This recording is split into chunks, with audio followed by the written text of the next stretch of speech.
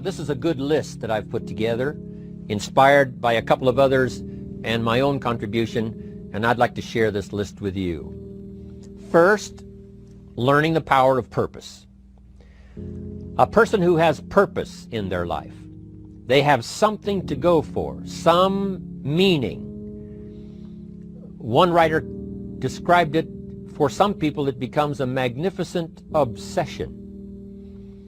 And for you and I, maybe it doesn't need to be that dramatic as a magnificent obsession. But it has to be something that does something to us, something that pulls us, especially into the future. You know, there are many influences on us. One is the influence of the past. Some people are always pulled back by the past. Some people are always pulled aside by the distractions. But here's what's powerful. If you have a list of high purpose in your life, it pulls you toward the future. And the more powerful the purpose is, the stronger it pulls. And here's the other great advantage if you have purpose for the future. It pulls you through all kinds of challenges and all kinds of difficulties. If you don't have these strong purposes for the future, it's easy to get swallowed by a bad day. It's easy to be almost annihilated by a poor month.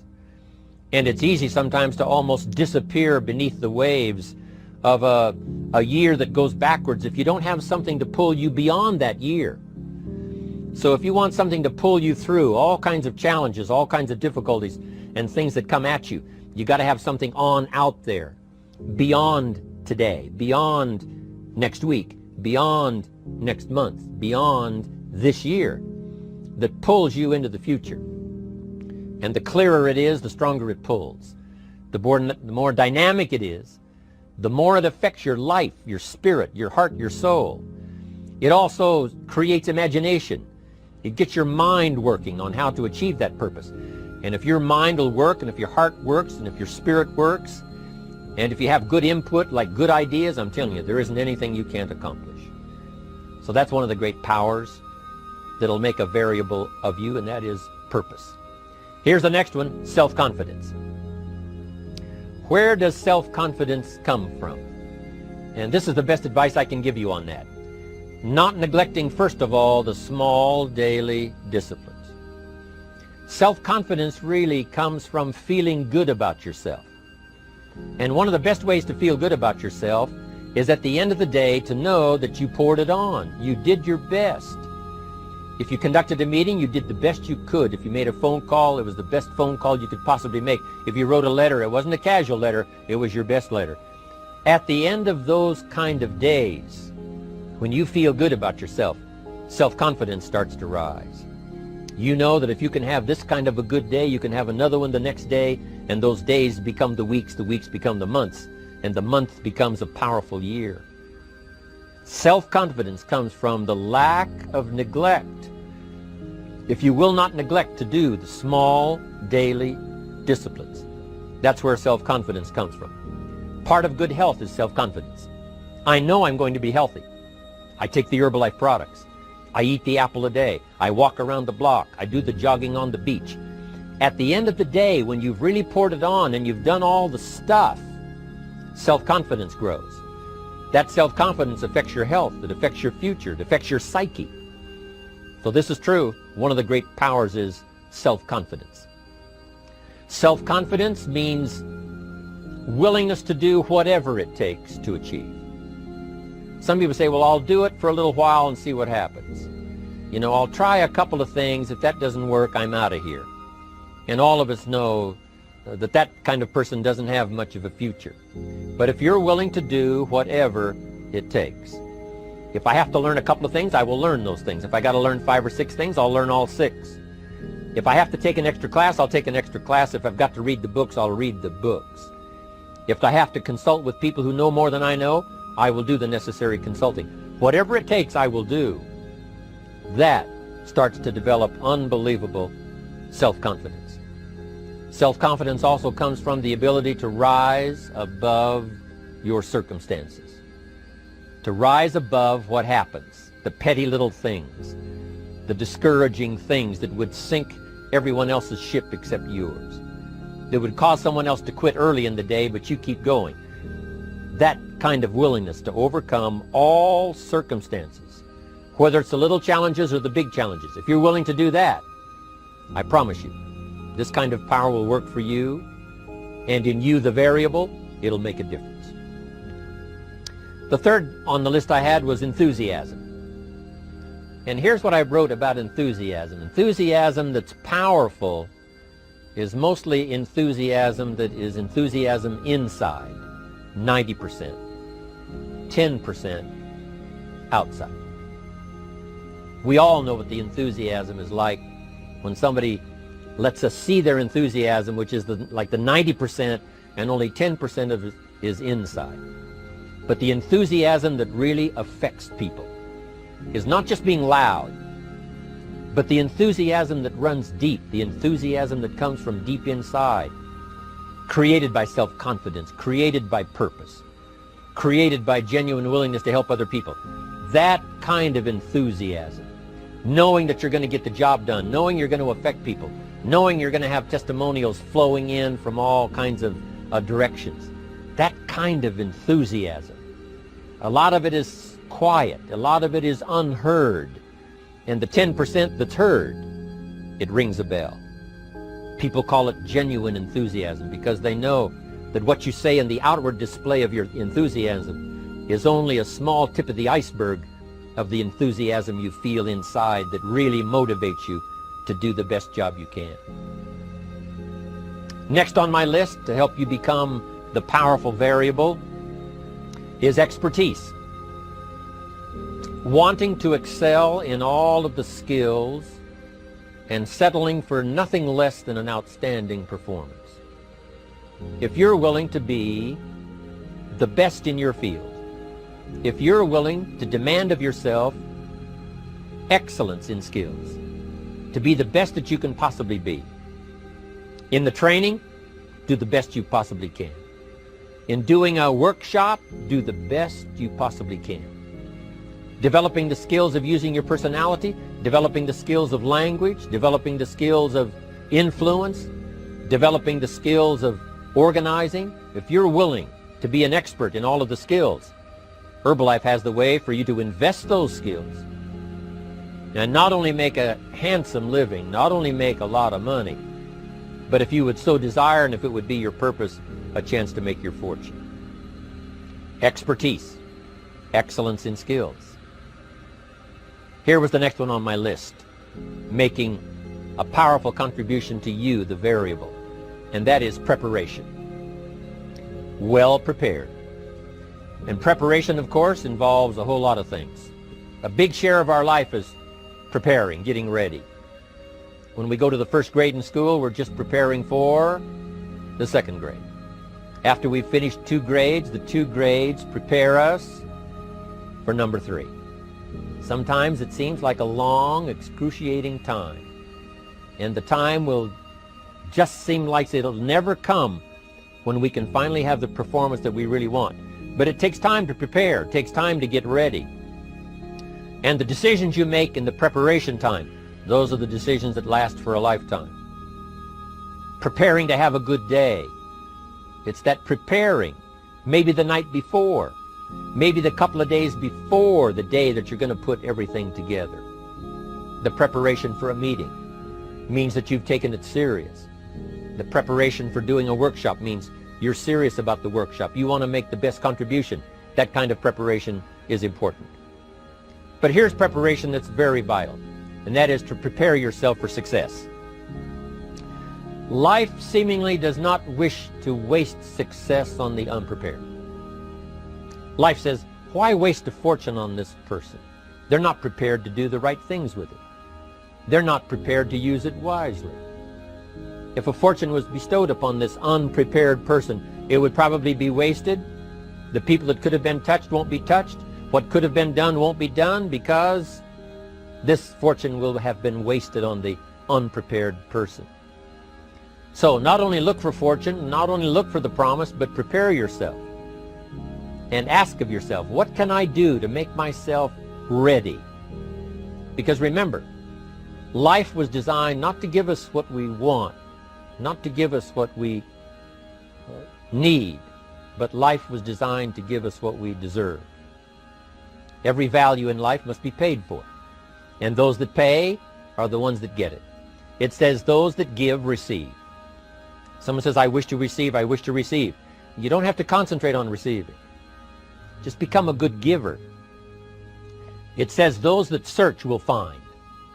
Someone says, well, I need to find some good ideas to help change my life for the future. Then to find good ideas, that doesn't come because you need them. It comes because you search for them. If you want good ideas, you got to go after them. You got to go to the class, you got to go to the workshop, you got to go to the training, go to the book, right? You got to go to the journal, right? Go where good ideas are being taught. Go searching, go looking, because good ideas are not going to be wasted on those that are not seeking, searching, well prepared. So, prepare yourself to be ready for fortune when it comes, to be ready for challenge when it comes, to be ready for opportunity when it comes. Opportunity comes along and passes by the person that is not well prepared. I want to prepare myself this year for next year. Yes, I wish to be effective this year, but I'm also thinking of ways, how could I be better? How could my ideas be more powerful? How could they be sharper, more clear? How could I reach some people next year that I perhaps can't reach this year? I haven't reached deep enough into my own soul to affect some people. Some people just pass by and say, hey, what a good speech. But how could I make it stronger than that, deeper than that, more powerful than that? I cannot be as powerful as I could be next year. You know, you can't go to the 10th grade in the 5th grade. You just got to go through the grades. But the more you are prepared, when the 10th grade finally comes, now you can cash in and get 2 times, 3 times, 5 times more value from it by being prepared. I want to do my best this year for Herbalife, but I also want to get ready for next year, 1999. And then when the year 2000 comes, at the turn of the century, I want to be well equipped by language, by instinct, by temperament, by personality, by influence, to really be valuable the year 2000, 2001, 2, 3, 4, 5. That's my goal. I'm sure it's your goal. Now here's the next one. There's great power in self-reliance. Self-reliance means you simply look mostly to yourself. It would be nice if someone just gave you this, gave you this, gave you this. It would be nice if everyone did their job exactly as they're supposed to do it. But here's what you've got to do. Primarily rely on yourself. Primarily say, I'm the person responsible. And I will learn the necessary skills so that I can help people learn their skills. If I need lots of people to do certain things to build my organization, that is what I must have. But I've got to be the final backstop. I've got to be the final one that people can rely on. So that if this is missed and this is missed, I can catch up. I can fill the gap. I can do the job. We have to do it when we conduct meetings. We have to do it when we conduct training. We have to do it when we're in a class of just a few. What someone might have missed, we're there to fill in. Self-reliance. Primarily, we're learning to count on yourself. So that you can do this, never complain and never explain. Here's the next key power, and that's image. There's many parts to image. The image that others see you as, the image you have with other people. And it's very important how other people see you. If they don't see you as a leader, chances are they won't pay attention. If they don't see you as being in control, chances are they won't have the trust. If they don't see you as knowing where you're going, what you want to accomplish, they probably won't follow. But if people can see you, if you have the image of someone that's in charge, in control of your life, your future, your destiny, in control of the situation, if they see that, that kind of image is powerful. It helps to win the day. It attracts other people. People want to be around people that are in control, that are powerful, but they know how to use their power, influential, but they know how to use their influence. That kind of image is important. But here's a very important image, and that is your image of your self. The way you dress, the way you talk, the way you think, your capacity for learning, all of that is an important image that you have of yourself. The image that you have that if it needs to be learned, you could learn it. If there's a book that needs to be mastered, you could master it. If there's a skill that needs to be learned, why couldn't you get busy now and learn that skill? That kind of self-image, that I am continually trying my best to be the best I can. Because one of the most important places you have to look is into the future, yes. You got to look into the past, yes. You've got to look around, yes. But one of the most important places you have to look is in the mirror. You know, how I appear to other people, that's important. But how I appear to myself is the ultimate importance. That kind of image, to where you'll develop the self-confidence, you'll develop the self-reliance. Now here's another one in my rather short list. The next word is character. Becoming a person of high values, a person of principles, a person of honesty, a person that earns respect. That kind of character. It took character when Mark started to put the marketing system together. How can we have a system that will build in the integrity, that people will know that if this happens, then this will happen. And if this goes wrong, here's the way to fix it. Unless you have the principles and the character and the integrity to put together a viable plan for a wide variety of people, then the system is not going to last very long. And I've been around long enough, and I'm sure you have been around long enough to see a lot of systems that got started, but they failed. And the reason is because they were not constructed with integrity. They were not constructed with character. They were not constructed with doing the right thing. They might have been constructed to take advantage. You know, cash it out as quickly as possible and leave. Mark was involved when others took advantage of him all those years ago before Herbalife. When someone took advantage and didn't have the character, didn't have the principles, and didn't have the character to stay, the character to see it through, the character to do the right thing. So this is important, to develop the character within yourself, that people see you as honest, as fair, willing to do the right thing, willing to be helpful, but always willing to walk the center line, not to pass the line. When we come to an opportunity like Herbalife, especially multi-level network marketing, it is so dynamic, it is so powerful, and it is so possible in fortune making that sometimes people want to speed up the process by cutting the corners, by neglecting to do the right things, you know, to cheat a little here, you know, cross the line just a little bit, because then, you know, it'll grow faster and you can cash in quicker. Not necessary here. Doing Herbalife right will build your fortune longer and stronger than trying to cut the corners and not doing it right.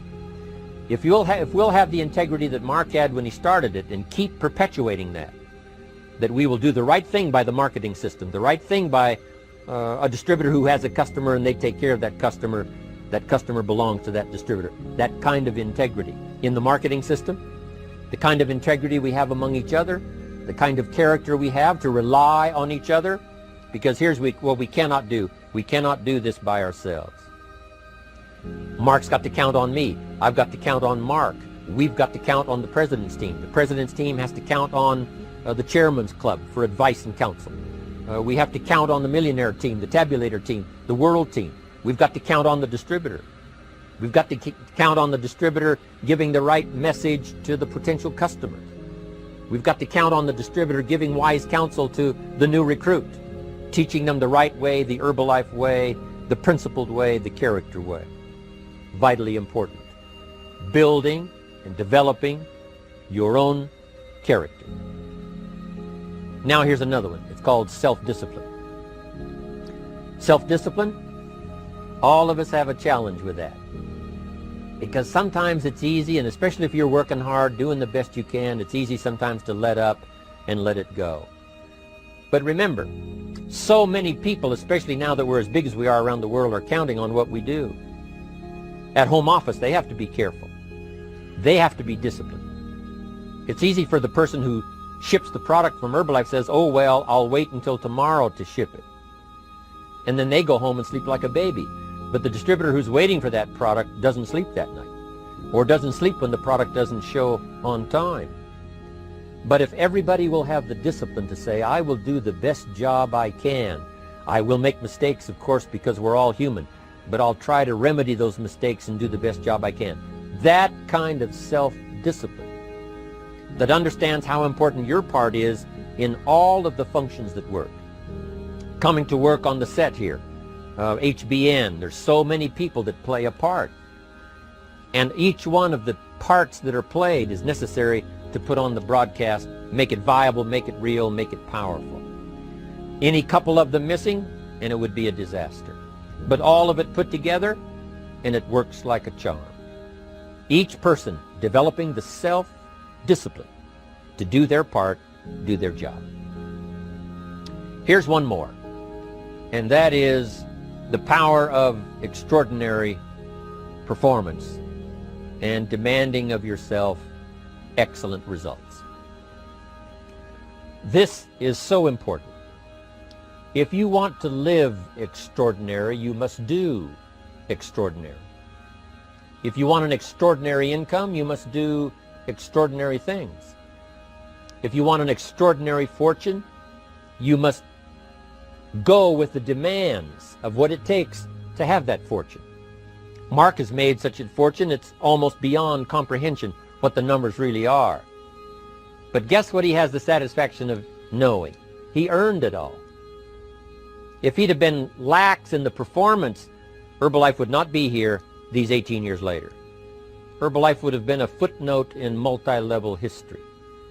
But because he performed year after year, the 3rd year and the 5th year, and the 7th year and the 10th year, and the 12th year and the 15th year, and now performing well in the 18th year, I'm telling you, that's what makes it such a viable fortune for Mark personally, of course, because he did the job. If we would ask of ourselves that kind of performance, and you've got to ask it of yourself. You know, I can't ask it of you. I would try to inspire you. I would try my best to share with you what it might taste like, what it's like to finally make your fortune. It happened for me. But here's what you must do. You must demand it of yourself. Society does not demand that you not have a heart attack. But if you want to escape having a heart attack, you must demand it of yourself. Society doesn't demand that you take Herbalife and improve your health. You have to demand it of yourself. Society doesn't demand that you jog around the block every morning. But if you want good health, you must demand it of yourself. Society doesn't demand that you read a couple of books a week and improve your intelligence and your knowledge. That you must demand of yourself. Society does not demand that you build a financial wall around your family nothing can get through. That's not a demand of society. But you must demand it, if you wish it, you must demand it of yourself.